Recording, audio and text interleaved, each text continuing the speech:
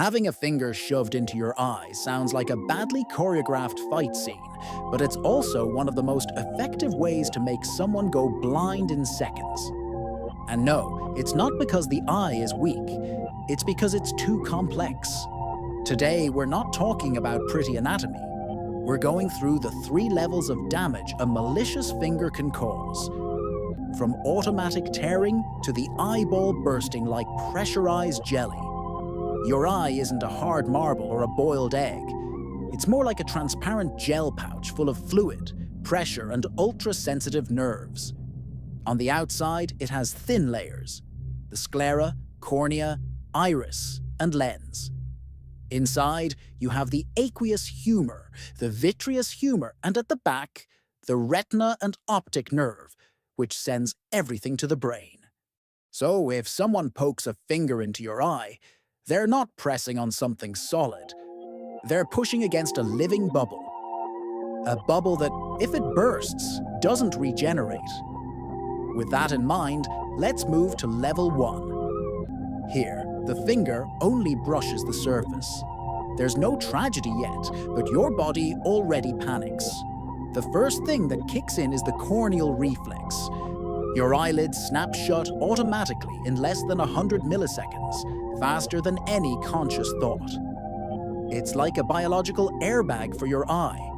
At the same time, massive tearing begins, along with the sensation of having a burning stone in your eye, and the classic, "Ah, that stings." All thanks to the cornea, which, though it doesn't look like much, is one of the most sensitive areas of the human body.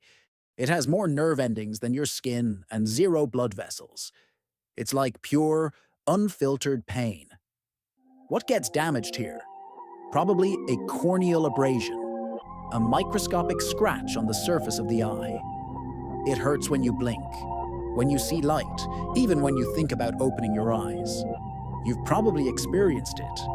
This does heal, with artificial tears, antibiotics, and patience. In a couple of days, you're good as new. But if you rub it again, get ready for hell on earth.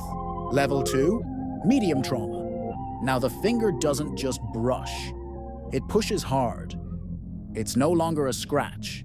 It's an invasion. And it doesn't just hurt. Your whole body knows it. The pressure from the finger pushes the iris, displaces the lens, and reaches the vitreous humor, that clear gel that keeps the eye's shape. Imagine squeezing a fluid-filled bag, but with nerves, reflexes, and a direct line to your brain. Here, the adrenaline from the impact makes your pupils dilate. You might feel nauseous, dizzy, or even faint. That's because the trigeminal nerve sends pain signals so intense that your body responds with, "Better shut down for a bit." As for damage, there are several unlucky options. First, a hyphema, when a blood vessel bursts and the front chamber fills with blood. Then, traumatic uveitis, an internal inflammation that hurts more than it sounds. And finally, lens displacement. The lens helps you focus light, but here it shifts and deforms, making you see everything as if you were underwater. Sometimes it's reversible, but you need to see an ophthalmologist in hours, not days, because if the internal pressure changes, you could develop traumatic glaucoma. And that's when the clock for silent blindness starts ticking.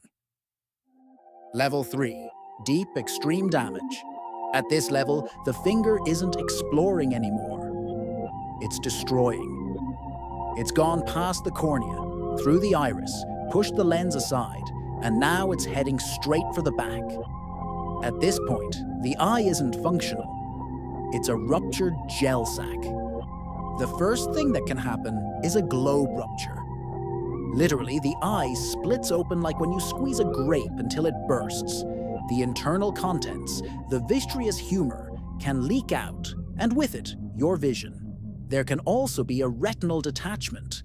The innermost layer of the eye peels away and stops receiving oxygen and nutrients. Within minutes, that retina starts to die. It doesn't hurt. You just see shadows, flashes, or nothing at all.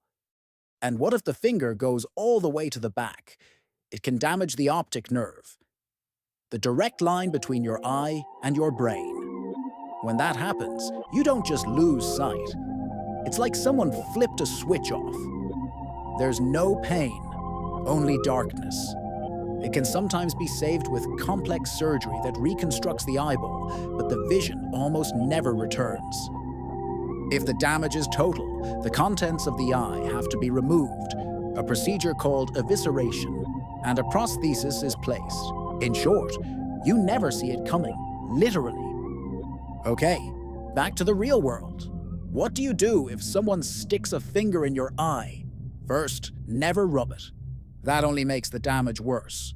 Don't use random eye drops you have at home, or Vaseline, or magic tears. The best thing you can do is cover the eye with something clean and soft, without pressing, and obviously go immediately to an ophthalmologist. Not the next day, but right after the impact. Even a mild abrasion can get infected or alter eye pressure.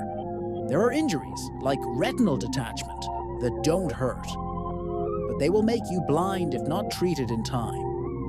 Your eyes aren't just cameras, they're extensions of your brain. They don't just see, they interpret, remember, and feel. And a misplaced finger doesn't just harm your vision.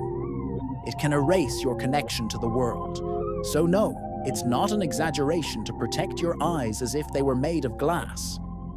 Because deep down, they are. If you made it to the end of this video, comment, "I've arrived," and I'll personally reply. And if this content resonated with you, subscribe to become a part of it and give it a like if you enjoyed it. Until next time. Bye-bye.